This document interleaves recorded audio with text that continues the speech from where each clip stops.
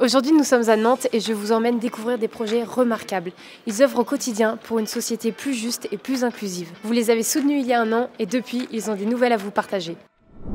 En Loire-Atlantique, 1500 enfants sont en situation scolaire inadaptée, voire en absence totale de prise en charge. Face à cette situation, Hugues et Tiffaine ont décidé de créer l'Oasis des Talents, un lieu qui propose des activités à ces enfants isolés pour limiter l'ennui, le décrochage intellectuel, social, tout en proposant un lieu de répit aux parents. Tiffaine, il y a un an, tu pitchais devant des centaines de donateurs. Qu'est-ce que la Nuit du Bien Commun a changé pour vous? C'était vraiment une expérience incroyable. On a senti un élan de générosité et de solidarité très fort. C'était vraiment une source d'encouragement dans notre projet. Ça a aussi forcément donné une certaine notoriété. Et puis le soutien financier dont on a bénéficié nous a aussi permis de nous rassurer dans le projet et puis de mettre en œuvre pas mal de choses pour continuer à pouvoir accueillir tous ces jeunes qui n'ont pas de solution. Concrètement, un an plus tard, où en est le projet? Alors un an plus tard, on est passé de 14 jeunes accueillis à 25 toutes les semaines. On a ouvert 2 implantations à Nantes.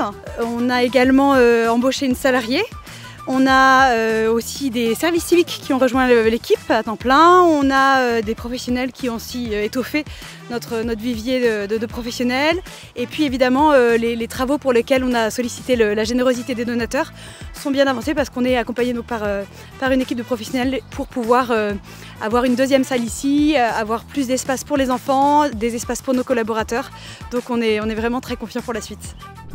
Si on ne s'implique pas dans la réinsertion d'un détenu, on s'implique dans sa récidive.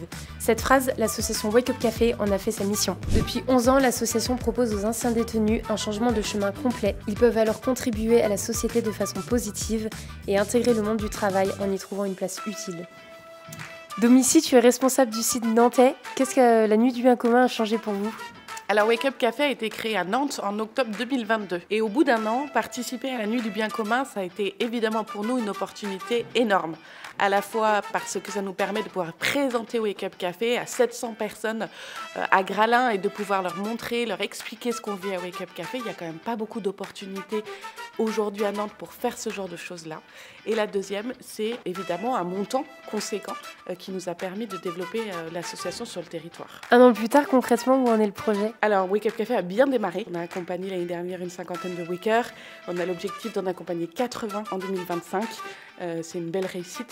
C'est un site qui fonctionne bien, qui tourne bien, avec encore plein de nouveaux challenges, plein de nouveaux projets à découvrir. Au CNV, depuis 40 ans, vivent ensemble des adultes en situation de handicap mental et des accompagnants. Cette vie partagée dans la simplicité du quotidien est bénéfique et transformante pour chacun. Sabine, comment vous a aidé la Nuit du Bien Commun dans ce projet? Alors d'abord, la Nuit du Bien Commun nous a aidé à gagner en notoriété et nous faire connaître des Nantais, parce que la communauté est dans le vignoble à 25 km de Nantes. Et puis l'enthousiasme des donateurs nous a vraiment boosté et confirmé dans notre intuition pour cette maison de Paulette. Et puis ça nous a vraiment permis d'amorcer notre recherche de fonds et ça a facilité la recherche ensuite de financement complémentaires auprès de fondations d'entreprises. Quelles sont les prochaines étapes justement pour la maison de Paulette? Alors à ce stade, on a affiné le projet, élaboré les plans, sélectionné des artisans. On va faire une extension pour accueillir 3 locataires solidaires à l'étage qui seront dans 3 studios indépendants. Et puis au rez-de-chaussée, donc on fera un grand espace de vie commun, chaleureux et fonctionnel. Et puis une chambre d'accueil ponctuelle pour accueillir soit de la famille ou des amis des personnes en situation de handicap, soit accueillir des personnes en situation de handicap pour un temps de répit. Et donc on est en train de déposer le permis de construire pour un démarrage des travaux à l'automne et une ouverture de la maison dans un an. Envie d'en découvrir plus sur les centaines d'associations que nous avons accompagnées depuis 8 ans? Rendez-vous sur lanuitdubienCommun.com ou l'ensemble de nos réseaux sociaux.